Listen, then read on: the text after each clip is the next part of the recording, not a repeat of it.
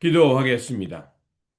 신실하신 하나님 아버지, 세대가 바뀌고 환경이 변해도 동일하게 역사하시는 주님의 은혜를 찬양합니다.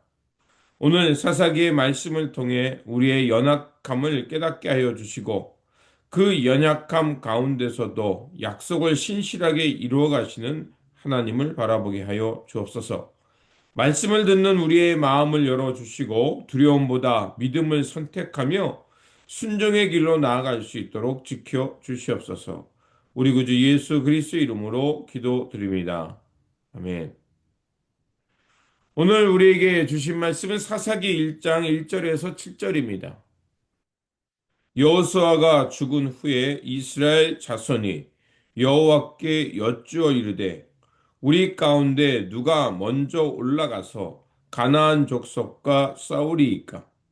여호와께서 이르시되 유다가 올라갈지니라. 보라, 내가 이 땅을 그의 손에 넘겨 주었노라 하시니라. 유다가 그의 형제 시므온에게 이르되 내가 제비 뽑아 얻은 땅에 나와 함께 올라가서 가나안 족속과 싸우자. 그리하면 나도 내가 제비 뽑아 얻은 땅에 함께 가리라 하니 이에 시므온이 그와 함께 가니라. 유다가 올라가매 여호와께서 가나안 족속과 브리스 족속을 그들의 손에 넘겨 주시니 그들이 베색에서 10,000명을 죽이고 또 베색에서 아도니 베색을 만나 그와 싸워서 가나안 족속과 브리스 족속을 죽이니 아도니 베색이 도망하는지라.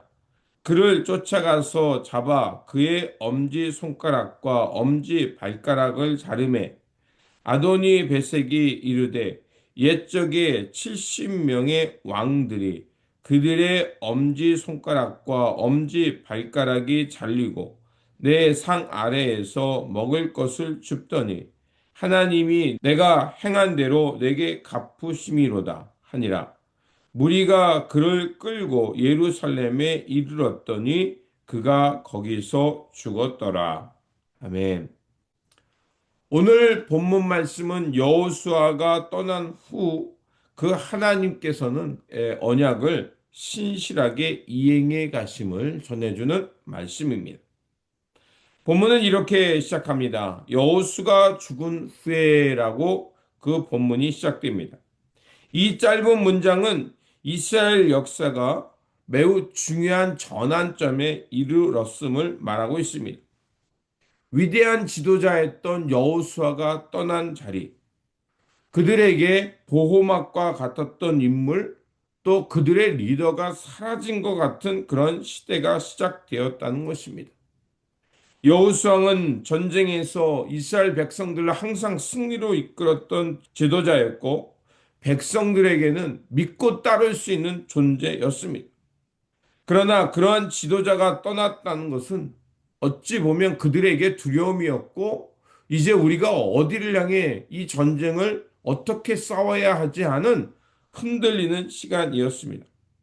하지만 그럼에도 하나님의 역사는 끝나지 않았음을 오히려 하나님께서는 새로운 방식으로 그들을 이끄시면서 그들의 믿음을 시험하고 계심을 보여주고 있습니다. 그래서 오늘 본문은 지도자의 부재 속에서도 인간은 연약해졌지만 그럼에도 하나님은 신실하게 약속을 이루어 가심을 우리에게 보여주고 있습니다. 첫 번째로 여호수아의 부재 앞에서 하나님께 묻고 나아가는 백성들의 모습을 보여주고 있습니다. 여호수아가 죽은 후 이스라엘 백성들은 가장 먼저 하나님께 나아가 물었습니다. 누가 먼저 올라가서 저 가나안 족속과 싸우리이까? 이 장면은 지도자가 사라진 상황 속에서도 백성들은 그 사람의 계획보다 하나님의 뜻을 먼저 구하는 그런 모습으로 나아갔습니다. 이것은 공동체가 무너지지 않는 첫 번째 원리입니다. 우리 삶도 마찬가지입니다. 의지하고 믿었던 사람, 익숙했던 환경이 무너질 때 우리가 가장 먼저 기억해야 할 것은 하나님 앞에 나아가 묻는 겁니다. 하나님의 뜻을 구하고 하나님 앞에 엎드리며 나아가는 것입니다. 하나님은 그래서 그때 그 유다를 택하시고 그들에게 분명하게 말씀해 주십니다. 내가 이 땅을 너의 손에 넘겨주겠다. 하나님의 분명한 약속을 그들 가운데 선포해 주셨습니다. 바로 그겁니다.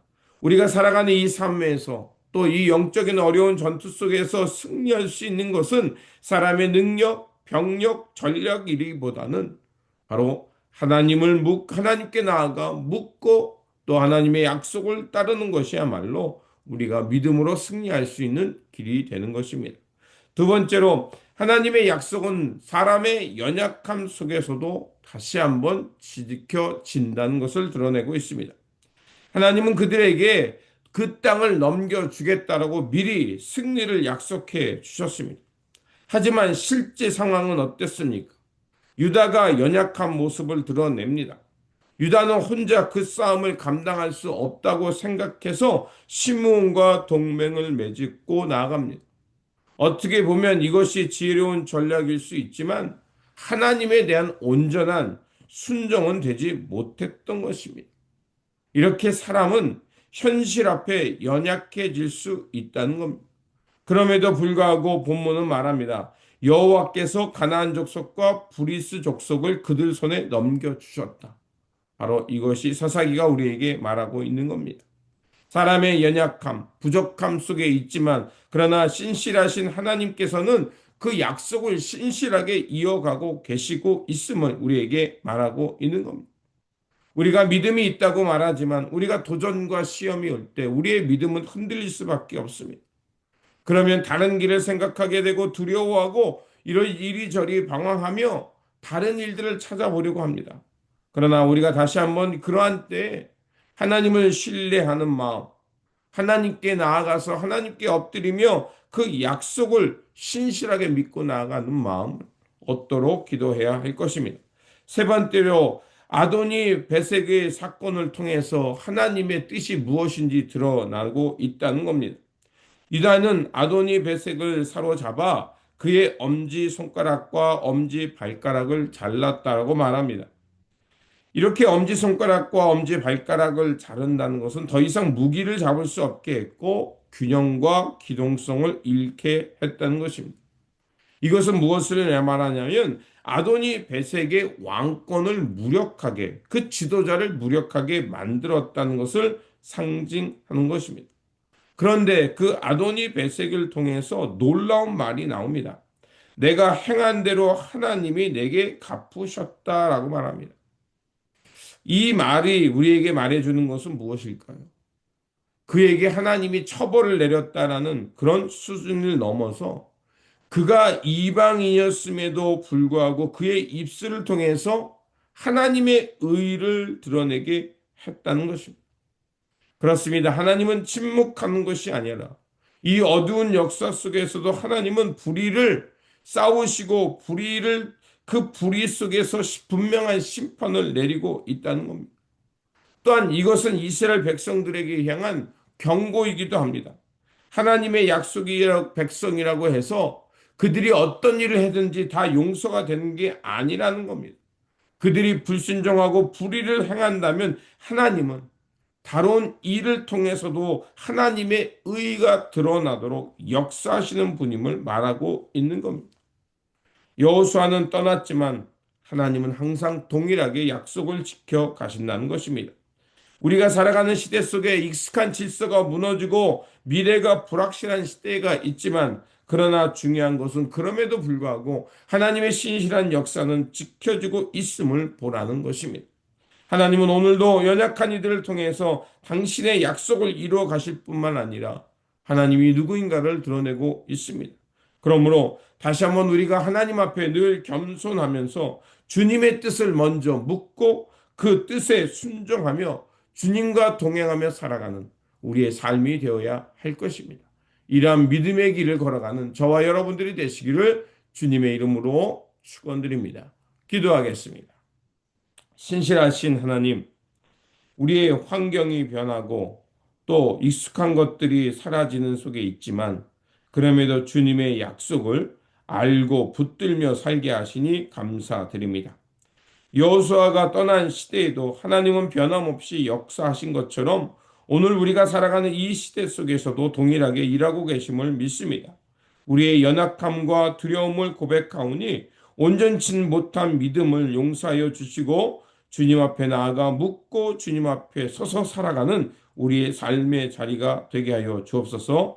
그래서 언제 어디서나 주님의 뜻을 먼저 묻는 우리가 되게 하여 주시고 그 약속을 붙들고 순종하며 믿음으로 살아가며 하나님의 의를 드러내는 우리의 삶의 자리가 되게 하여 주옵소서. 오늘도 우리에게 약속을 주시고 그 약속을 신실하게 지켜가시는 우리 구주 예수 그리스도의 이름으로 기도드립니다. 아멘.